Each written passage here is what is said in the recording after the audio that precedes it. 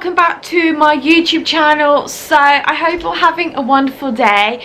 So a while ago I posted a couple of videos about like why you never see like my family in like any of my videos or like my vlogs, and then I done a part 2 on that, just explaining a little bit more in depth, just because I feel like a few of you kind of were like a little bit confused. But like I said, I didn't want to go into too much detail. Everything I said in both of them videos is all I want to reveal, and it's going to be the same with this video. Like everything I'm sharing in this video is all I want to share, so please like respect like my privacy and respect like my story and everything, because like, to be honest, I like a lot of my family and friends know about this, but I haven't really talked about it with anyone like in too much depth. We're gonna begin like kind of like at the start. I would say to watch like my previous videos that I said when I talked about my family and that, because then you can kind of understand like the background of where like a lot of my depression and anxiety like came from. I don't want to go all over that again, so I will link them above and down below for you. So like I mentioned in all the other videos, I basically left the religion for this guy who ended up not being very nice, and when he broke up with me I was just like heartbroken. Like he was like my first for everything. He was like everything to me, and like obviously I left all my family for him, and obviously I knew the consequences if I was going to leave that religion and what was going to happen. And so yeah, it was like I knew what was going to happen. It was my choice, but I really loved him and I thought it was going to be like worth it. I thought we were going to be together forever, and obviously we wasn't. And then I was basically I literally then had no one. I had no family, I didn't have no boyfriend. I was going into this new kind of world, like in this religion, like you had like your routine, and then I was like thrown into the world like on the outside. So when I was in that religion I was inside the box, and then thrown outside of the box into this like big world that I didn't know about or experience. Luckily I had my good friend like, and my best friend Hannah. She really helped me a lot. I don't know what I'd have done without her, and also Georgie. But when this guy like left me, and he didn't even give me a reason why, and I think that's what really kind of messed with my mind. Like I didn't even know what I'd done. I know I did nothing wrong. Just one day he just woke up and was like, I don't want to be with you anymore, and that was it. So like it was another kind of like harsh cut off in life. I was just, nobody kind of understood like what I was going through. Like everyone was like, oh, you know, it's your first boyfriend, like you've just like broken up, you'll get over it. But it was just a mixture of like not being able to see my family, and then this guy that I left like the religion for, my family for, just cut me off again. And nobody was listening to me. I was trying to tell him like I really needed help, and like it was just, I don't know, like if you guys have gone through things like this, like really like not splitting up with someone, but like really bad depression, and like where you just really needed help but no one could understand, or no one was realizing like how bad you were feeling and stuff.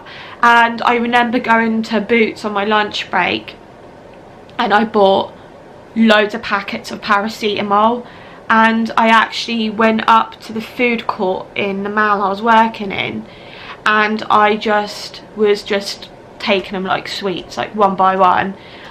And I went back to work and I felt really sick and like dizzy and ill, and I was like, said to my boss, I feel sick, can I like go to the toilet? And I went to the toilet and I was sick, but it was just like foam. I didn't sick up any tablets or anything. And I then like finished my work shift, went home. I was still actually living at home with my family, because after this, I need to explain this, it's kind of hard to explain, but when this guy obviously left me, I hadn't left the religion officially to this religion, like they hadn't announced it, so I could officially go back and stay with my mum. And I had to go up in my room, and I was trying to tell my mum, but I didn't obviously tell her. The amount of tablets I took, I honestly can't believe that I'm still here. And I felt like, oh my goodness, I'm so lucky, and this is like a second chance for me. And I started trying to, like, you know, build myself up and just think, like, obviously I can't live at home with my mum like this isn't my life and stuff, and eventually they're going to announce that I have officially left this religion. So obviously I moved out, and I was actually living on my sister's sofa, Georgie from Family FIZZ, for a while. And then eventually I got my own place. I could have got a free flat because obviously I was homeless and stuff, like through the council, but I'm not that kind of person. I wanted to go out and get my own place, so the council actually helped me. They paid half of my deposit for the place that I then moved in, which was like a bed set, which was absolutely disgusting, by the way, guys. For example, this is the only way I can explain on how disgusting it was. I had to share the toilet and the bathroom, which was gross. So we just had like communal kind of showers, and the showers were basically looked like they had been painted in black mold, because the whole walls of the shower were just covered in black mold, and with the steam and stuff, it's so not good for you.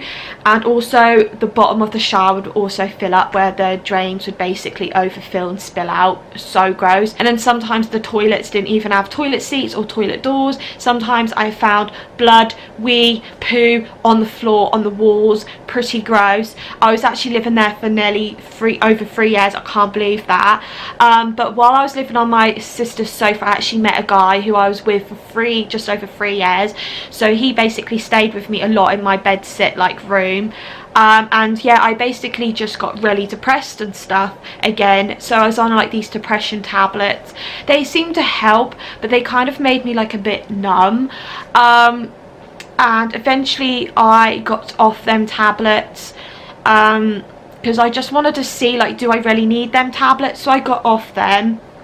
And it was hard to do, because when you're coming off these like depression kind of tablets, I don't know exactly what ones I was taking, but I was like really dizzy. Like I couldn't even move my head like to the side like that really slowly without feeling really dizzy, like I was gonna, like, a flood of, like, you know, like a feeling come over me where I just felt like I was gonna faint. So that was really horrible, and I started to feel really good again and stuff. And then eventually I managed to get my very first like flat. I was so happy with that. I was there for like a good few months, and then this guy that I was seeing, we decided to go separate ways because he wanted to have like a different life than what he knew that I wanted. So we had went separate ways. And we were still kind of friends and stuff, which was nice. And yeah, I just got to a point again where I just got really depressed. Like I was so excited because I got my first flat. I made it look really nice, really homely, and I guess like in some ways, like I did get a bit depressed and like really bad anxiety, maybe because like this guy had obviously just like left me, even though we just went separate ways because we just like wanted different lives. So he didn't just leave me like the first guy did. But I felt like, I don't know, like I feel like, not sounding big-headed, but I felt like I was a perfect girlfriend, like I was a good girlfriend. I'd cook food, I wasn't like needy, or like I wasn't like one of them girlfriends like, oh, who you texting kind of thing, or you can't go out with your mates or anything like that. I was just like a chilled out girlfriend, and I just used to do nice things for him, he'd do nice things for me, the same that I did with my first boyfriend. And just a mixture of that, and then not being able to see my family just really just got to me again, but it hit me twice as hard. I actually went through a couple of months where I just was, I think I was in and out of work because I just couldn't work, and I think for a couple of weeks I was actually in bed and I couldn't move. I could physically move and get out of bed, but I didn't, because my mentally like it was telling my body that I couldn't. I literally was lying there and I really just wanted to get out of bed. But I just couldn't. It was like I knew I could move, but I couldn't. I can't explain it. Like everyone suffers like depression and anxiety in all different shapes and forms and ways. Like you can suffer depression in different types of ways and stuff. And yeah, I just couldn't like move and stuff, and like it was just really hard. And then it was actually a point where I was kind of seeing someone, but at the same time I then knew like he wasn't the one for me.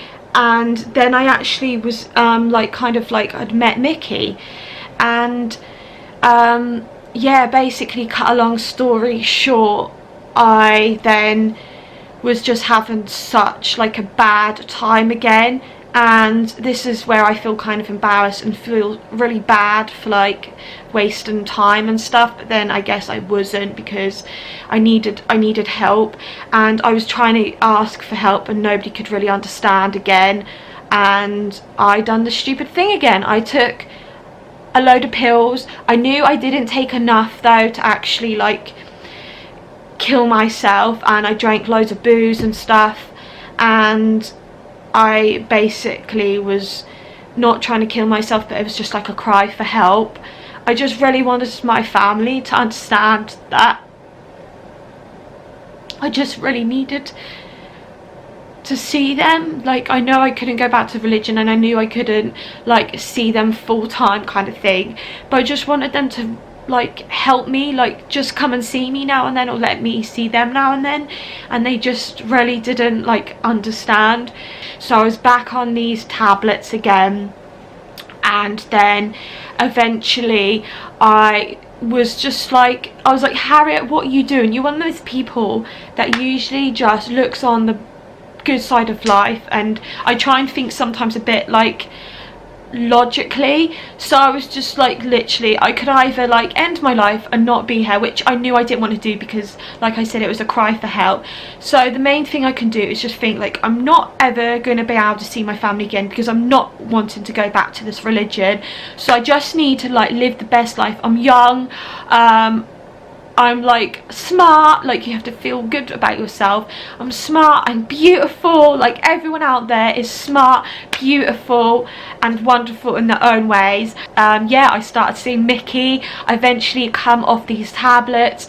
I was being really positive and being myself again, and then when me and Mickey like finally made it official, and after about a year I started getting a bit depressed again. And I think it's because for once, and this sounds so stupid, I found someone that actually wanted to be with me and stay with me and really appreciated me and looked after me. And it was just like, all throughout my life, everyone's just basically just cut me off and just left me and really hadn't given me a good reason why. And yeah, I was started to not be myself again.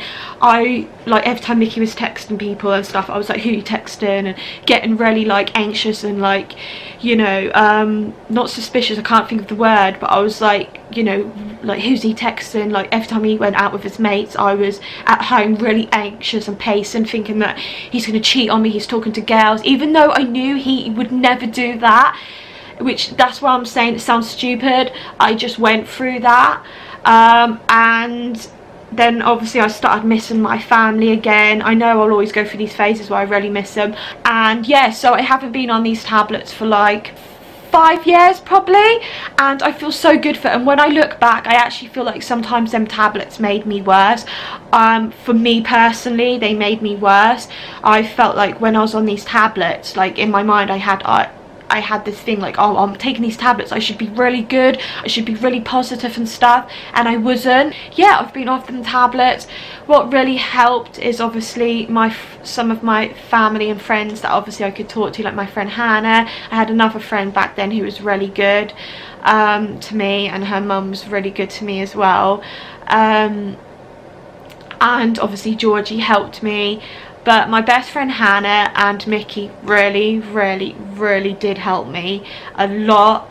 And yeah, basically I just was trying to think positive and just like trying to look on the, you know, it's hard to explain, because if you guys are watching this and you suffer from depression, I know what you're going through in some ways, because like I said, you go through depression in all different ways, but I kind of know where you're going through.